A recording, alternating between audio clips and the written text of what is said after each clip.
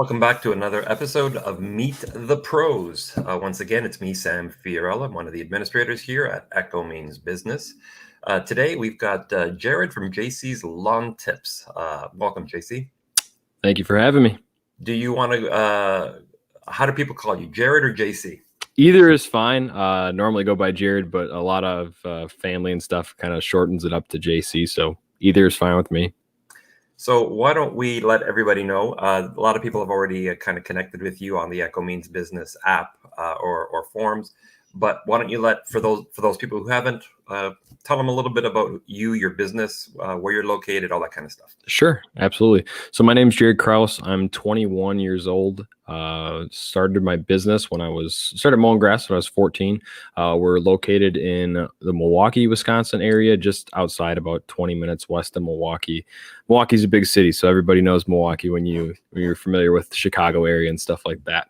So started my business young, cutting grass like a lot of younger kids and stuff like that, and built it up and doing more landscaping and other things now.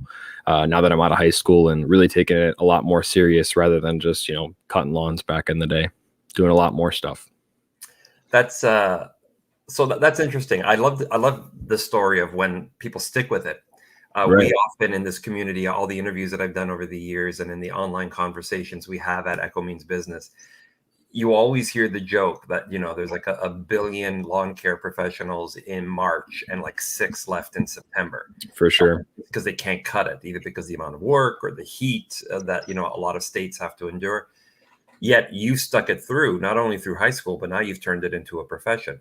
For sure. What motivates you to stick through this when it's not the easiest job in the world? Oh, definitely. Yeah. So starting young, 13, 14 years old there, I already had big ideas, big dreams with the company, not necessarily like the size, but, starting out with a push mower, you want to get to like a 0 turn. By the time you get to a 0 turn, which for me, I was 15, it's like, okay, time to start saving for a truck now, like just little steps. Because when you're that age, like you don't really have living expenses, like, you don't have rent, you don't have all that other stuff. So everything you make, you can really reinvest into your business. So I took that opportunity and just kind of built things up as much as I could. And I got to that age, 17, 18, where it's like, okay, you go into college, you're going into the trades, what are you doing? And it's like, well, I wanted to kind of go into the trades, but I also kind of wanted to run the business and see where I was at. So my brother helped me with this, and he's like, well, look at where you're at. You're not just a young kid mowing grass in the neighborhood anymore. We've branched out to other areas of town. It wasn't just a push the lawnmower down the street deal. We have a trailer, we have equipment. I think at that point we had about 40 accounts, which was our most. And I was like, if we really wanted to make this not necessarily scalable, but just profitable and make it a living wage or just a job per se, it's doable. And like the only way you're going to find out is if you go for it. I think it was kind of hard because you're at that age, like you want to make right decisions, but when you're young, it's kind of the time to take the risk and go for it. So we're like, all right, we'll try it. Worst comes to worst, if the business falls through or whatever happens, like the trades are always there. College is always there. Sure, you might be a year behind, but maybe you'll be years ahead if you start your business. So that was one of the things that we thought about and went forward with it in 2018 when I graduated from high school. And it was probably one of the better decisions I've made, for sure. Just the different people you get to meet, the different jobs you get to do. I've learned so much in 3 years already. It's crazy. Yeah, I love that. And I couldn't agree more. Starting a business young, if you're so motivated, running a business is not for everybody. For sure. Just like being in the trades is not for everybody. Going to school is not for so you got to, excuse me, you got to know yourself. Definitely. You got to know who you are. And there's a certain amount of bravery that's required to take that risk. Absolutely. So, I mean, but it's still pretty amazing, I have to say, for people that do it, because there's a lot of, you were thinking about, saving for a 0 turn at 15 and then moving on to saving for a truck. At that age, a lot of kids a lot of teenagers are spending most of their time playing Call of Duty, right. in the basement. So that's still, it shows that, there's an entrepreneurial spirit in you that maybe a lot of people might not have. Sure, definitely. But would you say that you are more motivated at running a business, or are you a lawn jockey? You know what I mean? Are you the type of person that just you're motivated to do the work, as just you don't care whether you run the business or how big it gets, you just want to cut grass? Or are Right. you like entrepreneurial, you want to like rule the world? I'm more of the work side of stuff. I like the work I do, especially like the landscape stuff, doing more of the hardscaping. Love that. The lawn stuff, I'm kind of, I wouldn't say growing past, but I'm at the point where it's like, I know I don't want to make myself a just mowing company. We actually downsized last year. So we went from 40 accounts to about 30, and now we're down to about 23. And it's not because we did lose a few people pass away each season, unfortunately, stuff like that. People move out of state, had to end up downsizing, getting rid of a few that were just way too far out of our route. But for me, it was never about, growing this huge company. I've always wanted to keep it small. I've always wanted to keep it, me and maybe a guy or two, something like that. But it's always been just more or less trying to keep it manageable. I never wanted to be a big company with big crews, because to me, it's cool on the outside looking in, but on the inside too, like, there's a lot of stuff that people don't see that really takes to run that operation. Just think of the workload they have to keep a company and staff of that many people to keep it moving. So a lot relies on your shoulders. I suppose with the right people, anything's possible. But for me, I've done it both. I've had a few guys, and I kind of like working solo or with one other person and just kind of going to town. It's kind of worked best for me. That's pretty astute, because I can't tell you how many guys and women that we have had on this program that have had the 10 trucks and multiple crews and franchises, and have crashed and burned and had downsized just for their mental health or their financial stability or their physical health, because it gets to be too much. Everybody wants that big business, but when you have it, it's not the best. Right. I've heard from people too as well. You can have a $400,000 a year business, but if it costs you $350,000 a year to run that business, what are you gaining? Yeah. So there's ways to think about it. It's not necessarily about the bottom line of or it is about the bottom line, but it's not about your sales necessarily. It's more about the profit. That's what I learned literally within the last probably 3 years. It's probably something you knew, but you never really thought about, but it's very, very possible. There's guys out there that have what looks like big businesses, but they might be making the same amount at the end of the day as one of these solo guys that's mowing for themselves. It's crazy. I mean, I know you're the money that your company's making is also supporting other people. So that's one good benefit of it, but there's lots of things to think about when having a business, for sure. That's for sure. We did a networking event here at Echo Means Business. I just talked about knowing your value and understanding your costs, right? I think we've actually done 2 of those now. For those of you listening, if you're interested, it's available in the pro networking area of the site, as well as on our podcast, if you want to go back and look that up. And it was really informative for a lot of people, because there's just so many costs that you don't understand that you have. Right. Sometimes having 10 crews, as you said, could generate you more gross revenue, but not necessarily the same amount of money in your pocket. Right. As somebody who's running a smaller, tighter, leaner operation. So you've got a lot of wisdom behind you, despite your young number of years at 21. So why don't you share some of that wisdom? What have you learned in terms of being more profitable in going from 40 to 23 properties? Well, I can even take that back farther. As the business grew, we started with the first summer was like 5, then it went to like 15, then about 30, then to about 40. So we got to about the 40 scale, and that was while we were still in high school, and I had me, and at one point it was 3 other people. So it helped to have that many people, but back then it was easy enough to get help on the weekends and stuff like that. So for me, it was like Friday night, we're starting to cut grass, or usually Saturday. If it rained, man, I don't even remember what we did. We had to make something work, but we had to do all 40 properties between Saturday and Sunday. Wow. The guys liked it. It was great. But back then, everything was so far spread out, because when we had 40 properties, I think I was 17 or 17 was like the 17. Yeah. And they were so far spread out, because when you start young, you're just kind of like, oh yeah, we'll take on that. It's 30 minutes away. And, now looking back on it, if it was a big landscape job, 30 minutes away, if you price it right, you can make it work. Right. but 30 minutes away for like one lawn care account is just not worth it, you know? So unless you can charge quite a bit, I did that on one property. I thought charging $10 more a cut was helping me to go the extra half hour. It was not worth it at all. The whole job took maybe 20 minutes to do, but with travel time, we lost about an hour and a half or 2 hours of each day just doing it. And the guys are sitting in the truck, and it's all stuff you learn with time. So one of the biggest things is keeping the route tight. So I got rid of a lot of these properties that are really far spread out. And it's not because the people were bad. It had to take some explaining, a nice letter, a nice phone call to explain, hey, it's not you. This is just not right for us for business. Like, if we want to go the direction that we want to go, you're just not a customer for us, unfortunately, based on your location.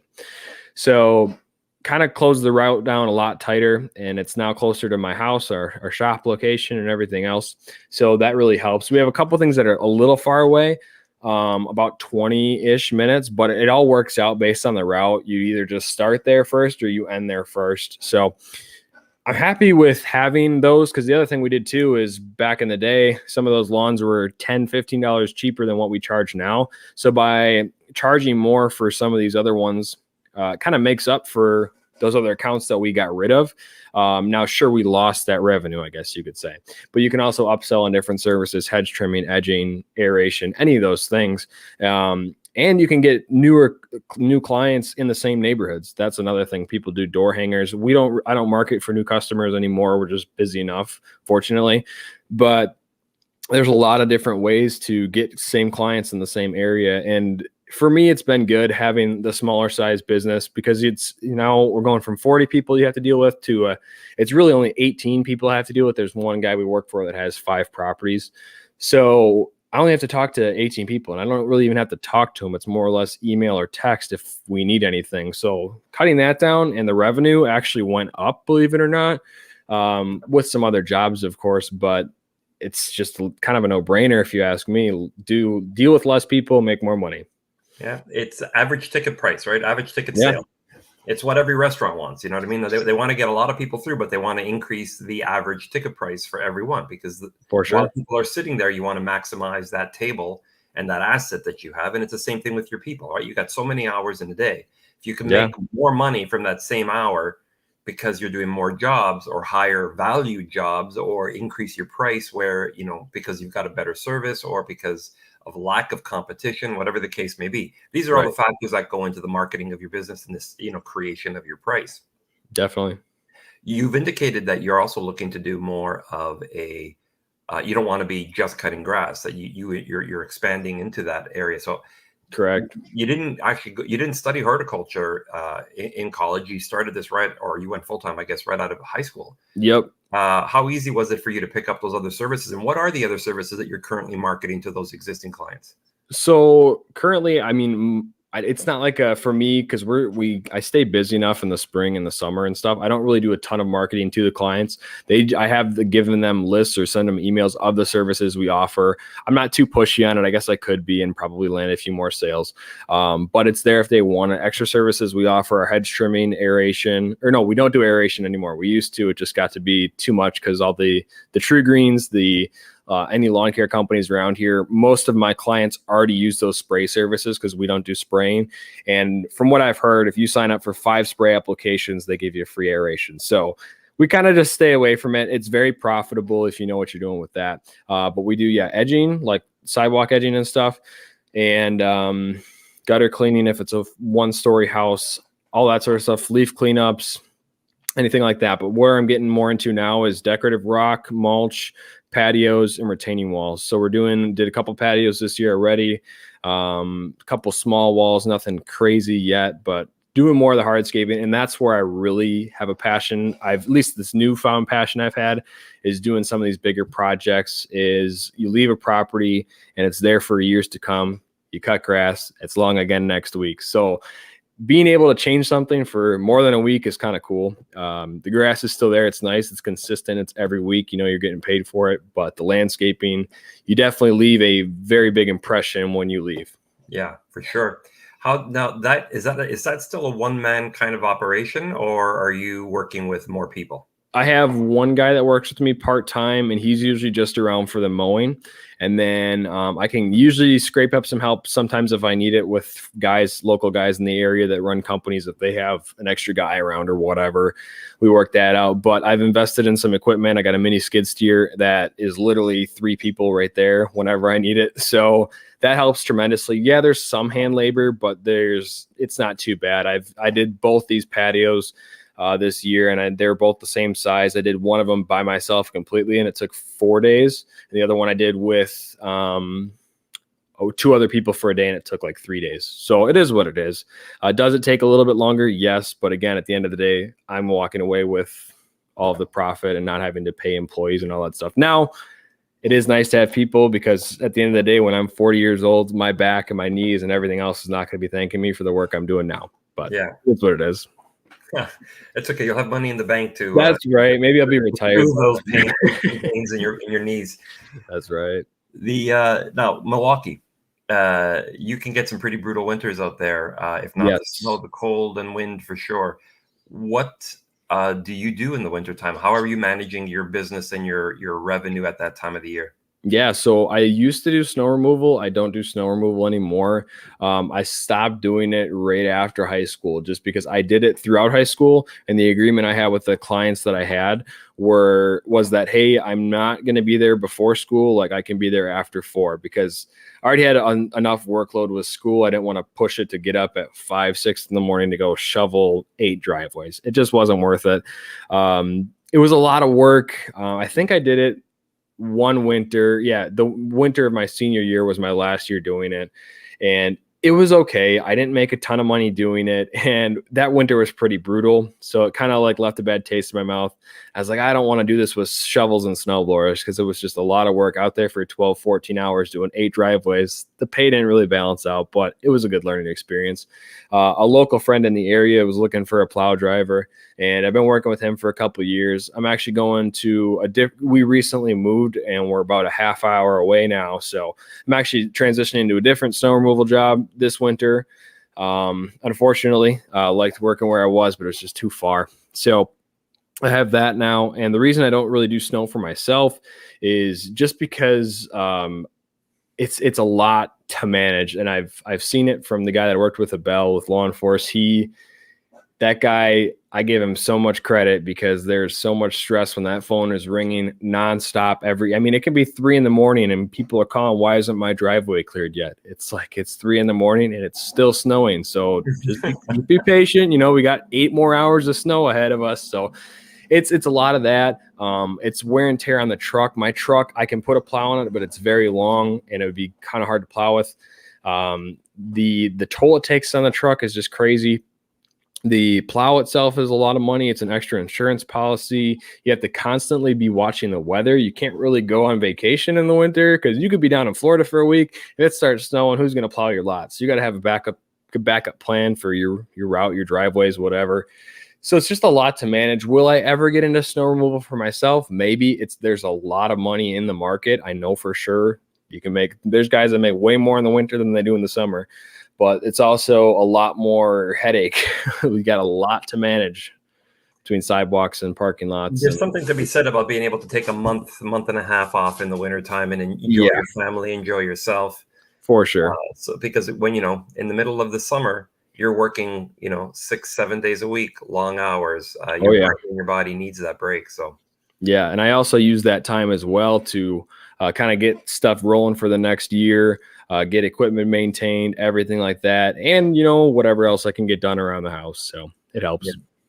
All right. Listen, it was fantastic to get to know you. I'm a little bit better. I've been a fan of what you've been posting online, both in our community and on your own channels. So thanks for doing that. Thanks for helping to mentor others in the Echo Means Business community. For those of you that want to get to know Jared a little bit better, please carry on this conversation. Check out the member directory. You can find Jared's profile there. Follow him, connect with him there, and ask any questions. Jared, I hope we'll get the opportunity to chat on one of these again in the near future. Sounds good. Thank you for having me. Take care. Thanks.